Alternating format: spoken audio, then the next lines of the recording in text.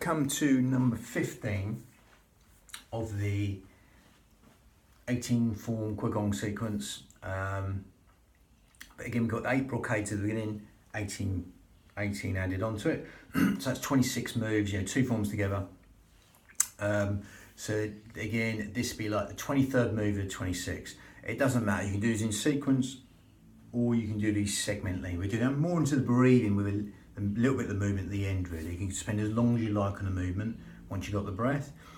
Not going traditionally down the path with the qigong. Done that in other videos. The sort of breathing in to the belly like a balloon. We're going down the Pilates or hypno Pilates yogic mixed breathing path with it. So again, it doesn't matter, you're just going to follow the breath and link it and calibrate it and synchronize it to motion. Don't get too caught up in what it is. But this one's called the wild goose, or the flying wild goose. And as with all, specifically in the traditional forms, they benefit nadis or meridians, or nadis in Sanskrit, whatever. These electromagnetic rivers that link to organs, etc., within the body. Within the traditional form, this will help the pericardium, which is the heart lining, the lungs. I mean, it will also help the kidneys, but again, that breath will reach every single organ, cell, sinew of the body. So benefit every single organ, cell, sinew of the body. Okay, again, you don't have to worry about that. We're going to go straight into the breathing now. So the breathing, we're going to zip up pelvic floor, skip out your abdominals in the Pilates manner, okay, to start off with. So as you do that right now, that's going to help us breathe into these lower lobes of the lungs, these fish gills, 3D style, organ deep, cell deep, even bone marrow deep into these lower lobes of the lungs. That naturally help you do that. Okay, as you zip up pelvic floor and scoop out your abdominals, we follow our transverse abdominis, our corset muscle, our powerhouse, our girdle of strength, 3 layers deep, just all segmentally stabilising the spine. And that will naturally help you breathe anywhere but the belly button, unlike the traditional manner, which is meditative breathing.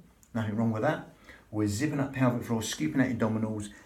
That's going to help you breathe anywhere but the belly button. That puts the breath up into these lower lobes of the lungs. So if you've got a sort of scarf wrapped tightly around your ribs, that will naturally help you breathe into that scarf wide and full. Okay. Now again, as you're breathing through the nose and exhale through pursed lips right now, okay, in the traditional Pilates manner, you're going to change that. You're going to close the mouth and you're going to go in and out through the nose. Now, okay, the smaller filter through the nose makes that slightly more yogic in its responses on the nervous system. That's going to help us lengthen the breath even longer for the smaller filter through the nose. Okay, that wheeler breath that constantly happens will naturally lengthen. And as you do that right now, you will feel you want to naturally allow that out breath to fall longer than the in breath. So simply allow that to happen. Okay, allow that to happen right now. Okay, and as you do that, that will encourage the autonomous nerve system or the parasympathetic nervous system also. That will basically help the housekeeping properties of the body be benefited on a cellular level. So basically, the in-breath's conscious thought, as you do that now, and as you allow the out-breath to lengthen longer than the in-breath, be aware that subconscious thought being benefited by that out-breath lengthening longer than the in-breath will naturally happen. All you have to do is allow that to happen without even trying or try not to try. Now, as you're allowing that to happen, as you're zipping up pelvic floor, scooping out your abdominals, you can consciously take your mind to that out breath. Okay, and as you do that, that will help sleep, digestion, rest, and relaxation all be benefited. Okay, in a beneficial way. Even cellular communication, organs communicating and functioning, process elimination in the body, all be benefited, many things. Okay, so as you allow that to happen in a sort of hypnotic way, lengthen the out breath. Will be similar to 7-11 breathing. So again, you're basically making the out breath longer than the in breath. Okay, so that's the hypnotic responses brought in. Now again, you've got the yogic responses in there. If you want to make this slightly more yogic and more advanced yogic, you can do. If you can't get it, don't worry. Carry on breathing, stick with it. Okay, that's fine what we're doing now. But again, if you want to take this on a little bit further, then you're going to breathe in through the nose. And you're going to grip at the esophagus. Okay, make it narrower, and then you're going to exhale. You'll get this raspy, silky, whistling sound from the back of the throat. Ujjayi breath in Sanskrit. Okay, our seashore breathing. Breathing through the nose. And exhaling, shoulders down.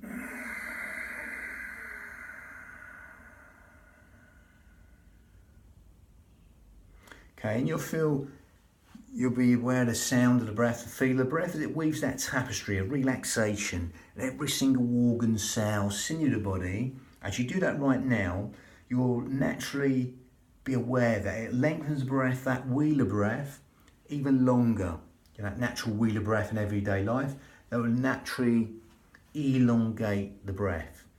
But especially allow that out breath to lengthen longer than the in breath. Consciously take your mind to that out breath. Quadruple it, double it, triple it, whatever you like the out breath, make it longer than the in breath. Okay, without forcing anything. Okay, everyone's count will be different. Someone will get sort of 7-11 breathing, 7 in, 11 out. Not that we're counting. Some will get 5, an 8 or 10. It doesn't matter. Okay. So make this unique to you as you elongate the out breath longer than the in breath. But again, if you either with the Ujjayi breath or without. It's not sort of Darth Vader breath. It's like going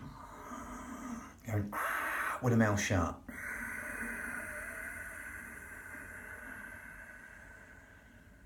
That'll stimulate that thyroid gland, which helps with weight control, etc.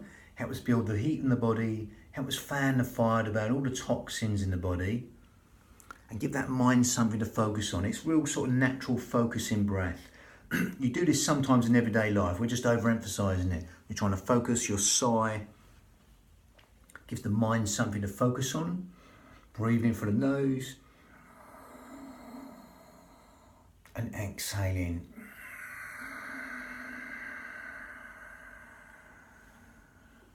That lovely, silky, whistly breath. Low battery, let's had it off. Lovely. So in a vinyasa way, or breath synchronized motion way in Sanskrit, we're going to link this to motion. Okay, so it's a nice simple motion basically. It's just bringing the hands up and down here and coming back down again. Again, as with all these body systems, not even just qigong, you can add a squat in or you can add motion in. I'm going to stick to the Iyengar yoga principles of alignment. I know there's different schools of thought, knees past toes. I'm going to stick to the old school way, the Iyengar way for safety.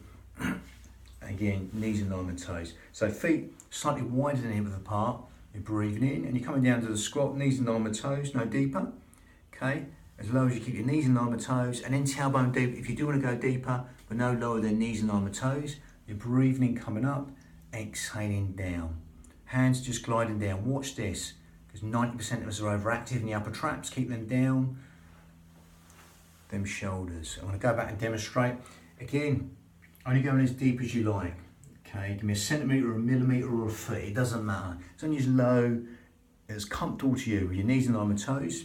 Feet hip width apart or slightly wider. Breathing in. Make this bit longer. Exhaling down. You can adjust the feet a little bit, you can do.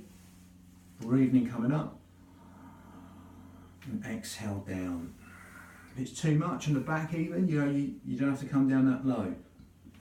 Your rectus spine running out the back will be working there. To fight up against gravity. Exhaling down, breathing in, coming up. So again, as you exhale down, we're going to make that part, so we calibrate and synchronise and integrate the breath and the motion, longer.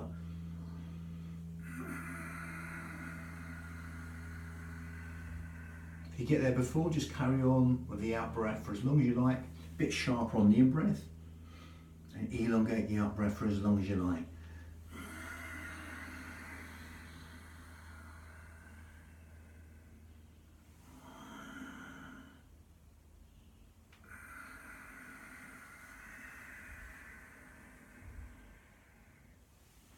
Lovely. So with that, that's the wild goose. Got the spinning wheel next. That's the next motion.